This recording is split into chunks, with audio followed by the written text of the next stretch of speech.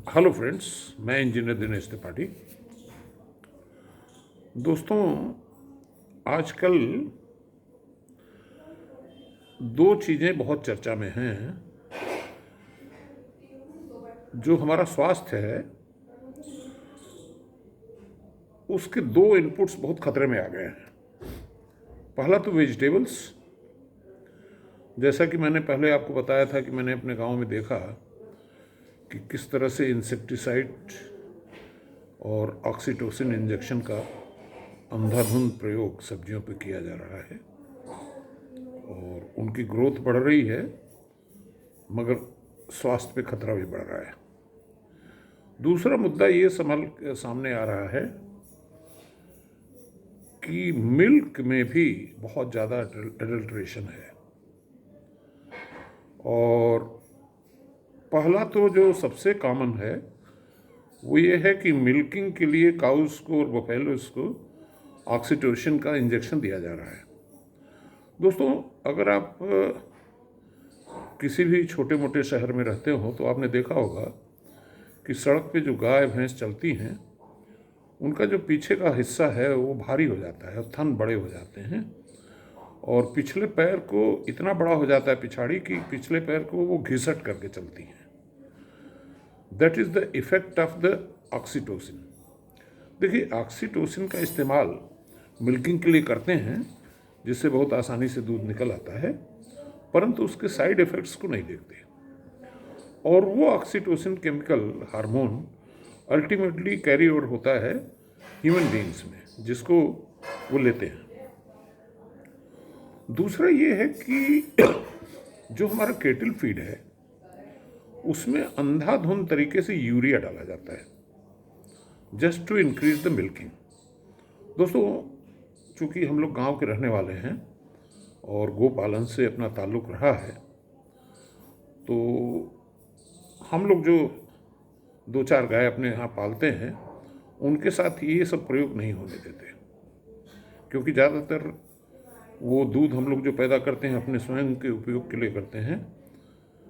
तो इसका मुख्य कारण ये है कि कृषि संबंधित जितने भी हमारे कार्य हैं उसमें इतना कंपटीशन हो गया है कि उसमें प्रॉफिटेबिलिटी है नहीं। वही हाल डेयरी का भी है।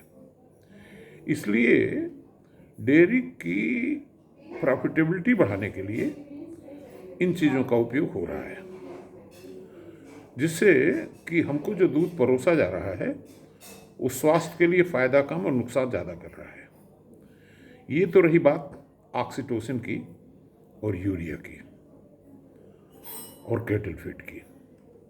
दोस्तों, इससे हम एक कदम आगे आपको ले चलते हैं। अगर याद हो तो